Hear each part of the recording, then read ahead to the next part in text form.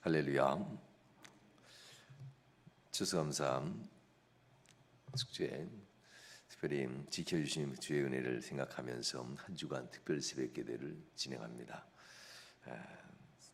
새벽에 시간을 드린다는 것은 우리가 많이 피곤하곤 합니다.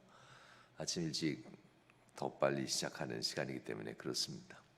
그러므로 우리가 때로는 지치고 힘들어도 이 한 주간 하나님 앞에 우리의 신앙을 돌아본다는 마음으로 함께 오신 여러분을 또한 축복합니다. 또 하나님 앞에 이 새벽을 깨워서 항상 믿음으로 기도할 수 있는 우리의 신앙이면 더욱더 좋지 않겠는가 생각이 됩니다.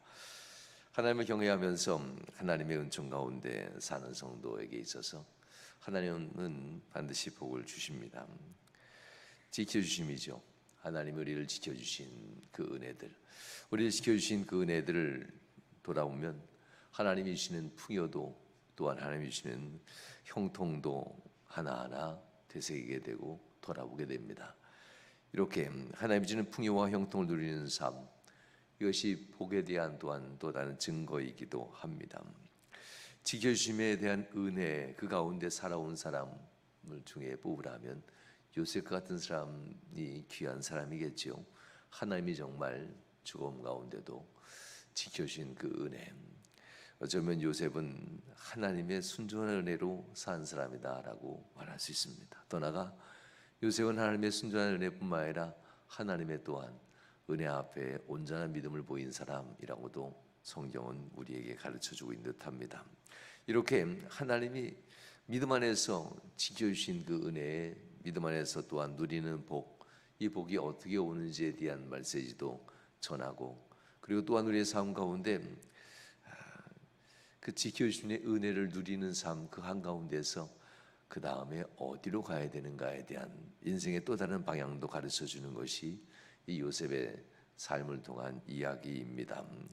요셉의 삶을 통해서 애굽이라는 모든 국민들이 죽지 않고 살게 되었다라는 이야기가 이 이야기들이라고 말씀드리면서 이것은 바로 예수 그리스도와 이 세상 사람들에 대한 관계다라고도 어저께 말씀을 드렸습니다. 그래서 성경에는 구원자에 대한 예표들이 참 많이 나오는데요, 그 중에 노아도 나왔고, 그리고 오늘 본문에 보면 요셉도 등장하고 후에 모세도 등장합니다. 모두가 다 예수님의 구원에 대한 은혜를 예표하는 사람들입니다. 오늘은 바로 이 요셉에 대한 이 은혜를 돌아오면서, 하나님의 은혜를 돌아오면서 예수님은 우리에게 구원을 베푸시고 그 다음 단계 무엇을 원하시는가에 대한 이야기가 오늘 본문에 또한 들어있습니다. 하나님의 은혜 가운데 첫 번째, 말씀 가운데 있으면 우리는 형통하게 된다라는 이야기입니다. 출애굽한 이스라엘 백성들에게 있어서 그들을 인도하는 것은 모세인 듯하지만 실제로는 아니었습니다. 모세는 말씀을 향하여 가도록 인도하는 주의 종이었고, 실제로는 그들의 앞길을 인도하는 것은 하나님의 언약의 법궤였습니다. 그래서 250만 명이 모세 한 사람을 바라본 것이 아니라 그 앞에 가고 있는 언약을 바라보면서 말씀 따라가는 사람들이 이스라엘 사람들이었습니다. 말씀 따라 언약을 따라갈 때에 그들은 죽지 않고 살게 되었고, 때로는 낮에는 구름 기둥으로 밤에는 불 기둥으로 그들이 하나님의 돌보심을 받을 수 있었던 것은 가장 앞에 법궤가 그들을 인도하고 있었기 때문에, 그 주의 언약이 담겨진 이 말씀의 법궤가 그들을 인도하고 있었기 때문에 그들은 구름 기둥과 불 기둥 가운데 하나님의 돌보심을 받을 수 있었다는 겁니다. 또는 이 언약의 말씀, 이 법궤가 전쟁 한가운데 앞서가면 하나님이 그 한가운데서 그 맨 앞에서 전쟁의 신이 되어서 전쟁을 이기게 하는 은혜도 하나님은 베푸시기도 하고, 때로는 법궤가 앞서 나가면은 그 모든 사람들의 물길을 여셔서 물 한가운데 곧 이 요단강이 열리면서 길을 열어주시는 은혜도 베풀기도 합니다. 법궤는 바로 하나님이 내가 너와 함께하고 내가 너와 싸워주겠다, 너를 위해 싸워주겠다고 하는 하나님의 언약의 말씀을 의미합니다. 이 말씀 따라간다는 사실들은 결국 두려움이 아니라 승리가 보장되어져 있는 그런 은혜입니다. 내 앞에 말씀이 있다, 내가 말씀을 붙들었다라는 것은 이렇게 담대함을 이끌게 됩니다.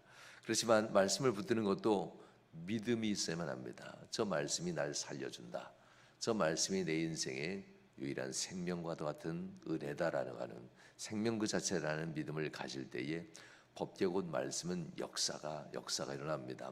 다윗이 말씀을 붙들고 갈 때, 법계를 붙들고 갈 때는 승리를 했지만 다윗보다 앞선 한 세대 앞선 왕 사울은 법계를 앞으로 갔을 때 법계가 곧 하나님의 말씀이 그의 인생에 승리를 주지 않습니다. 오히려 믿음 없는 사울은 법계를 빼앗기고 하나님의 영광을 빼앗기는 자가 되고 말았다라는 것도 우리는 성경을 통해서도 볼 수 있죠. 이렇게 말씀을 따른다는 삶, 곧 믿음으로 말씀을 따를 때에 하나님은 그들을 지키시고 그들을 돌봐준다는 이야기들이 성경에 참 많이 나옵니다. 요셉이라는 이 한 사람에 대해서 이 애굽 사람들과 가나안 사람들이 의지했던 것이 믿음입니다. 요셉이 가르쳐주는 이 말씀, 요셉이 얘기하는 그 말대로 따르는 애굽 사람들, 그들은 모두가 다 요셉에게 소유권을 이양했다라고 어저께 말씀드렸죠. 땅과 그들의 재물과 그들의 땅과 그들의 생명까지도 이런 종이 되는 거잖아요. 아무것도 없잖아요. 그런데 오히려 그들은 이전보다 더 잘 살게 되었다라고 하는 이야기입니다. 성읍 바깥에 살던 그들이 성읍 안으로 옮겨지게 되는 은혜를 첫 번째 어저께 얻게 되었다는 말씀을 드렸고요. 오늘은 그들이 이제 그 성 안에서 차별이 없어집니다. 전에는 많고 있고 적음에 따라서 그 있음에 의한 위치가 정해지고 사람들 앞에서 존귀케 되고 존귀케 되지 못했던 이러한 일상을 살았다면 이제는 달라집니다. 요셉에게 모든 소유권이 넘어가고 그리고 요셉을 통해서 그들이 인생을 살아갈 수 있는 방법, 이렇게 살아라, 이렇게 살면 행복해지려 하였던 이 방법을 그들이 따라갑니다. 차별 없이 모두가 성 안에 들어가고 그리고 요셉은 그 모두를 지켜준다라는 이야기가 본문의 말씀이죠. 그들에게 차별 없이 진행되는 이 말씀들에 보면 23절에 보면 이렇게 얘기합니다. 이제 이 기근이 끝났다라고 합니다. 이 기근이 끝났다라는 표현으로 이렇게 얘기하죠. 요셉 백성이 이르되 오늘 내가 바로를 위하여 너희 몸과 너희 토지를 샀노라. 이 왕의 백성이 되었다는 거죠. 그러면서 여기 종자가 있으리 너희는 그 땅의 뿌리라라고 합니다.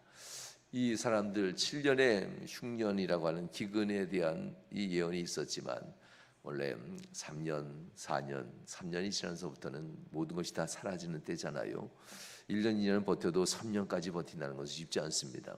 그러니 3년, 4년, 5년, 6년 지나는 동안 모든 인생이 자포자기하고 끝났다라고 생각할 만합니다.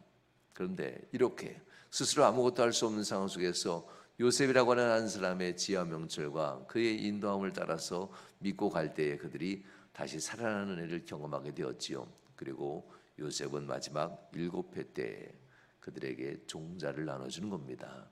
너희가 이제 다시 살리라. 이 땅이 종자를 씌우면 다시 싹이 나리라. 이럴 때가 되었다라고 하면서 종자를 그들에게 나눠주는 장면이 본문의 말씀입니다. 이렇게 하나님 앞에서 순종하는 삶, 요셉이 무엇을 어떻게 할지는 잘 모르겠지만 요셉 안에 있으면, 요셉을 따라가면 우리가 살고 죽지 아니하리라는 믿음을 가지고 요셉에게 그에게 모든 소유권, 권리를 다 이양한 뒤에 오히려 그들은 살아갈 수 있는 종자를 얻고 농사지을 수 있는 땅을 얻고 그들의 인생을 생명으로 살 수 있다는 이야기입니다. 많은 나라들이 땅을 각 개인의 소유권을 인정해 주잖아요. 사회주의 국가나 공산주의 국가들은 땅을 개인의 소유권을 인정하지 않습니다. 가치, 공산, 이것은 누가 소유하는 것이 아니라 국가가 모두의 공유 재산이다 하면서 땅에 대해서는 장기간 임대하는 것이지, 그리고 세금을 더 내는 것이지 땅에 대해서 소유권을 갖지 못하게 합니다. 그러면 꼭 사회주의나 공산주의 같지만 이스라엘은 땅에 대한 소유권을 갖지 않습니다. 땅은 공동의 자산이다 해가지고 이스라엘은 예나 지금이나 하나님이 구획을 정해줬을 뿐 땅에 대한 소유권은 갖지 않습니다. 그렇지만 빌려 쓰는 겁니다. 이걸 보면 이스라엘은 예전부터 성경에 등장했던 이 시대부터 이스라엘 사람은 땅은 하나님의 것 하면서 하나님이 허락하셔야 될 것으로 고백했던 것이 지금도 유효해지는 것 같습니다. 이렇게 하나님 앞에서 이 모든 것을 다 권리를 이양한 뒤에 오히려 그들은 더 편안하게 살게 되는데, 이 땅에 대한 농사지을 수 있는 땅을 지분을 받게 되고 이것을 장기 임대 형식으로 받아서 농사를 짓습니다. 그리고 농사지을 수 있는 능력만큼 그들은 땅을 받아 농사를 짓는데 24절에 보면 이렇게 나옵니다. 추수의 5분의 1, 추수에 얻어진 모든 곡식의 5뭉치로 나눈다면 그들의 한 뭉치는 5분의 1은 왕에게 바치고 나머지 4뭉치, 많은 거잖아요. 지금 우리가 사는 세금보다 이들이 더 적게 내는 것 같아요. 20% 내는 거니까요. 지금 뭐 이래저래 세금 다 붙이면 20%가 우리가 살아가면서 넘게 낸다고 합니다. 그러니 이 요셉은 오히려 이 시대보다도 애국 백성들에게 세금 20%라고 하는 그렇게 많지 않은, 적당하면서도 좀 모자라는 듯한 세금을 걷어들입니다. 그러면서도 너희의 소유는 왕의 소유니라 라고 하고, 너희의 나머지 5분의 4, 5분의 1은 왕께 바치고 5분의 4는 너희와 너희 자녀와 너희 가족을 위해서 쓰도록 하여라. 자유다라는 뜻입니다. 이렇게 요셉은 그들에게 진정한 풍요로운 삶을 가르칩니다. 빼앗길 걱정, 누군가 강탈할 걱정도 없습니다. 5분의 1은 나라에 내어드리기만 하면 나머지 5분의 4는 나라가 지켜주고 내 삶을 보호하고 지켜준다라는 그런 의미입니다. 이렇게 요셉은 이 기근이 끝났음을 알리고, 그리고 모든 애굽 사람들, 그리고 그의 곁으로 나온, 그의 보호를 받고자 나온 모든 사람들에게 이렇게 하면 너희가 끝까지 보호를 받으리라 하면서 10분의 2를 내게 합니다. 우린 10의 1조라는 표현도 쓰지만 10의 2조를 내어드리는 장면입니다. 이런 부분 때문에 그리스도인 중에 하나님께 10의 2조를 드립니다라고 표현하는데, 우린 거의 10의 2조는 거의 성도들이 다 드립니다.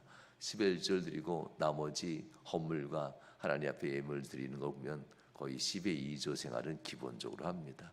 그 정도는 드릴 때에 우리 인생에 있어서 하나님 앞에 나머지 예물 생활이 다 되는 거니까요. 그러니 요셉이 제안했던 이 10의 2조에 대한 것들을 가만히 생각해 보면, 믿는 사람들이 하나님 앞에 드림에 대한 것을 바로 하게 될 때에 이 정도의 삶은 하고 있다는 것을 우리도 볼 수 있곤 하지요. 정말 풍요롭게 살게 됩니다. 애굽 사람들 이제 7년이 지나고 또 다른 7년, 흉년 7년이 지나고 정상적인 생활 7년이 다시 지나고, 이렇게 14년 동안 이 세월이 지난다는 것이 오늘 본문의 말씀이기도 한데요. 이들이 풍요로운 삶을 누리는 한가운데 세상 살만 나잖아요. 돈도 벌 수 있고 땅에 대한 것 소유권 없지만 내가, 내 가족이 영원히 이것을 임대하면서 땅을 사고 팔 수는 없지만 이 땅을 통해서 내 가족이 영원히 풍요롭게 살 수 있다는 이런 보장을 받는 장면이니까요. 하나님을 모르는 이들에게는 이것이 매우 큰 복이고 영원히 가질 수 있는 복이 됩니다. 그리고 즐거워하게 될 겁니다. 그러나 우리가 늘 기억할 것은, 하나님을 믿는 이스라엘 백성들에게 있어서는 애굽 땅은 그저 나그네의 길, 그들은 소유하지는 않지만 그들은 이곳에서 똑같이 5분의 4는 자신의 소유를 얻고 참 잘 살게 됩니다. 풍요로운 땅, 고센 땅에서 많은 풍요를 얻게 됩니다. 그러나 이스라엘 백성들에게 있어서 한 가지 잊지 말아야 될 것은, 우리는 나그네로서 여기 들어왔다라는 것을 그들은 잊지 말아야만 합니다. 신앙생활은 바로 그와 같은 것입니다. 하나님 앞에서 이 땅에서 많은 복을 받고 이 땅에서 많은 것을 누립니다. 여러분에게 늘 얘기하지만 이 땅의 것들이 보물이 되면 안 된다고 늘 얘기하는 것은요, 보물은 품에 한번 품으면요 내놓기가 정말 힘들어요. 보물인데. 그래서 이 땅의 모든 소유하는 것들이 보물이 되는 순간 그것에 대한 애착이 우리를 유혹하게 된다는 것도 우리는 잘 알아야만 합니다. 이 땅에 보물 1호, 2호, 3호 있잖아요. 어떤 사람들은 재물이 되기도 하고 어떤 사람들은 자녀가 되기도 하고 어떤 사람들은 서로에 대한 남편과 아내가 되기도 합니다. 성경은 그것까지도 보물이 아니야 라고 합니다. 자녀를 네가 품으면 너의 보물이겠지만 하나님의 품에 내어드리면 하나님의 보물이 되는 거잖아요. 이와 같이 하나님 앞에서 우리 인생에 있어서 하나님 앞에 권리 양 우리의 소유권을 하나님께 내어드리는 이 신앙을 갖는다는 것은 결국 하나님이 돌본다는 얘기하는 것이고, 이런 신앙의 고백들이 나그네, 나는 이 땅에서 나그네입니다라는 고백이 되는 겁니다. 풍요와 풍요로운 삶, 풍요를 가지고 그 풍요를 누리는 삶을 행복이라고 얘기할 수 있습니다. 그러나 그의 행복의 정점에서 이게 진짜는 아니야 라고 하는 이 외침이 한번 필요한데요. 오늘 본문에 보면 야곱이 이 외침을 합니다. 27절에서 31절 말씀이지요. 기억하라, 본향이 있다. 기억하라, 돌아가야 될 본향이 있다. 돌아가야 될 우리의 고향, 신앙의 본향이 있으니 이곳을 잊지 말아라 라고 하며 야곱이 그의 아들 요셉에게 이야기합니다. 27절 말씀에 이렇게 얘기합니다. 이스라엘 족속이 애굽 고센 땅에 거주하며 거기서 생업을 얻고 생육하고 번성하였더라. 애굽 땅에 들어온 지 24년이 지나 야곱의 나이가 130세 들어왔으니 147세가 됩니다. 이제 죽을 때가 되었다라고 합니다. 그 나이가 되어 하나님 앞에서 야곱은 요셉과 그의 아들들에게 명확하게 정리해 줍니다. 여기서도 우리의 생업을 얻고 생육하고 번성하게 되었다라고 얘기하면서 그 땅 14년 동안 그 땅에서 17년을 거주하면서 그 땅에서 부귀영화를 참 많이 누렸다라고 합니다. 그의 아들들에게 잊지 말아야 될 본향을 상기시킵니다. 마치 예수님과 함께 사역을 감당하던 제자들이 매우 흥분됐지요. 왜냐하면 예수님은 가는 곳마다 병든 자를 치유하고 가는 곳마다 기적을 일으키시고 그리고 저주받은 자를 회복하시면서 때로는 죽은 자까지 살리시니 예수님을 따라다니는 것이 그야말로 최고의 행복 중의 행복이었습니다. 그러던 어느 날 변화산에 오르신 예수님께서 하늘 향해 기도하는데 모세와 엘리야가 이 예수님과 함께 있는 것을 보면서 예수님 이곳에서 정말 황홀하고 행복합니다 하며 이곳에 집을 지어드리겠습니다. 이곳에서 살면 좋겠습니다 라고 하면서 예수님께 얘기할 때 우리는 산 위에서 살려고 우리가 이렇게 살려고 부른 것이 아니다 하면서 일하러 내려가자고 합니다. 우리가 이렇게 세워진 것은 이 산을 내려가서 저 죽어가는 영혼들을 구원하기 위해서 우리가 부름받았다 하면서 편안하게 집을 짓고 살려고 편안하게 행복하게 살려고 힘과 능력과 권세와 재물을 준 것은 아니다라고 얘기합니다. 이 말씀이 오늘 본문과 똑같습니다. 너희가 왜 고센 땅에서 그 많은 땅에 대한 이 소유권 임대였지만 그곳에 살 수 있는 힘을 주었고 그 땅을 통해서 그것을 통해서 너희가 이렇게 많은 부귀영화를 누리게 된 것 그곳에서 너희가 자리 잡고 주저앉으라고 준 것이 아니다. 다시 고센 땅에서부터 내려와야 한다. 그 땅에서 내려와 다시 본향으로 돌아가는 이 길에서 믿는 자들이 하나님을 향해 가는 것을 세상에 보여야 한다라고 하는 것 이것을 가르치기 위해서 너희를 고센 땅에서 생육하고 번성하고 풍성하고 고센 땅에서 참으로 행복한 삶을 살게 해 주었다라는 이야기입니다. 누린 중에도 돌아갈 본향을 잊지 않는 이 삶을 꼭 기억하라 하면서 야곱이 그 인생 마지막에 세상의 것은 보물이 아니야. 그저 내가 살기 위해 하나님이 잠시 주신 형통하게 하는 물건일 뿐 이것을 품으면 안 되지라는 겁니다. 왜냐하면 내가 품었다면 내가 가졌다면 내가 만들었다면 놓을 수가 없습니다. 그러나 하나님이 주셨다면 좀 상황은 다릅니다. 하나님께 빌려받은 거니까요. 하나님이 잠시 동안 내게 형통을 위해서 빌려준 것이고 빌려 쓴 것이라면 청직이라면 우리는 그것을 놓고 갈 수 있습니다. 왜냐하면 내 것이 아니니까. 그리고 또한 하나님은 언제 어느 때 어느 곳에서든 나에게 또다시 줄 것이고 나는 것을 하나님의 것을 또다시 빌려서 쓸 수 있는 하나님의 청지기의 신앙을 가졌기 때문에 그래서 이 돌아갈 본향에 대한 신앙을 잊지 않는다는 것은 매우 중요합니다. 주저앉지 아니하고 다시 일어설 수 있는 신앙이 되기 때문에 그렇습니다. 야곱과 그의 아들들은 이 17년의 부귀와 영화 번영의 삶 속에서 여기가 좋소 하면서 여기다 집을 짓고 잘 살고 싶었던 베드로의 유혹에 빠질 수가 있었습니다. 그러나 이 유혹에 빠지지 말라라고 하면서 이 야곱은 마지막 임종이 가까운 것을 알고 그의 아들들에게 명심하라라고 합니다. 그리고 허벅지 곧 엉덩이 밑이죠. 엉덩이 밑에 너의 손을 놓으라 라고 하는 것은 아브라함이 그의 종 엘리에셀에게 했던 말과 같습니다. 맹세입니다. 생명을 두고 맹세하라라는 뜻입니다. 그리고 요셉에게도 똑같이 나의 허벅지 밑에 내 손을 놓고 내게 대답해 다오 라고 합니다. 그러면서 내가 나 아버지의 그 조상들 열조들과 함께 장사 지내겠습니다. 그리고 우리 모두도 그곳으로 올라가 그곳에서 열조와 함께 묻히는 것이 우리의 삶의 마지막 종착점입니다 하면서 요셉이 이들을 다 이루어 줍니다. 이렇게 요셉을 부르고 야곱은 요셉에게 돌아갈 본향을 기억하라. 믿음을 굳게 지켜라. 이 땅에서 주저앉는 것이 아니라 하나님의 나라를 향해 가는 것이다 라고 하는 이 이야기들은 마음속에 되새겨지긴 하지만 그러나 돈에 대한 유혹이 생각보다 큽니다.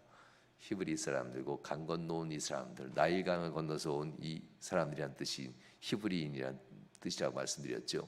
이 가나안 땅에서부터 건너온 이 사람들이 100년이 지나고 200년이 지나고 300년이 지나서 정말 어마어마한 복의 주인공이 다 되잖아요. 히브리인들은 그만 유혹에 빠집니다. 조상적부터 물려받고 있는 이 믿음, 이 땅에서 머무는 것이 아니라 우리가 한민족을 이루신 하나님이 그때가 되면 우린 다시 가나안 땅으로 갑니다라고 했던 이 가르침이 마음속에는 있었는데 그의 인생을 이끌지 못하게 되므로 그들은 어떻게 되었는지는 또한 성경을 통해서 알고 있습니다. 우리가 이 세상을 사는 동안 많은 은혜를 누리고 많이 부유해질 수도 있습니다. 그리고 누리는 것이 자자손에 이어서 참 풍요롭게 누릴 수 있습니다. 그러나 기억하십시오.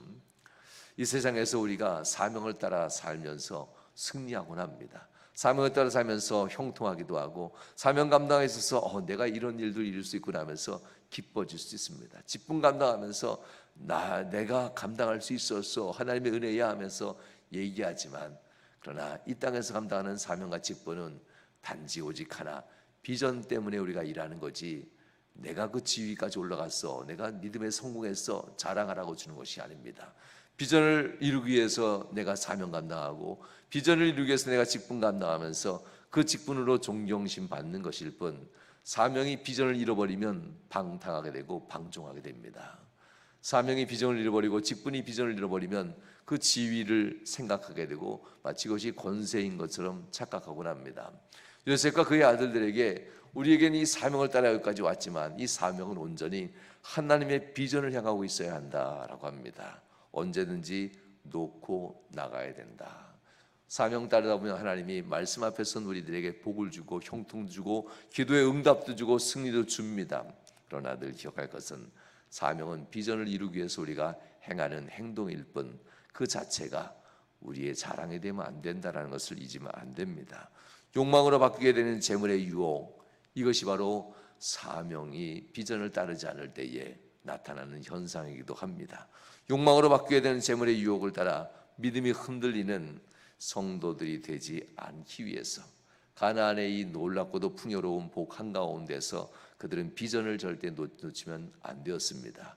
이 땅에 사는 것이 아니라 우리는 하나님의 나라에 사는 백성들, 이 땅에 사는 사람이 아니라 우리는 강을 다시 건너 하나님 나라에 들어갈 백성들. 그래서 하나님의 성전 가나안 땅을 향해서 기도하는 자들, 가나안 땅을 향해서 예배하는 자들, 이 예배와 기도를 놓치지 않으려고 그들의 믿음의 선조들은 항상 예루살렘을 향해서 이 신앙의 자세를 잃지 않고 있었다는 사실들, 우리가 바라봐야 될 곳이 있다는 것은 참 행복합니다.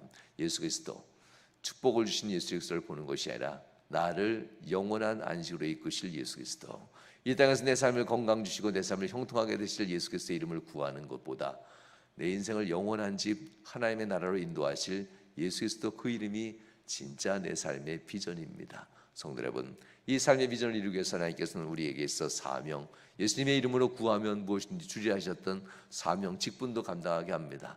그러나 이 사명을 뛰어넘어 비전을 절대 놓치지 않길 바랍니다.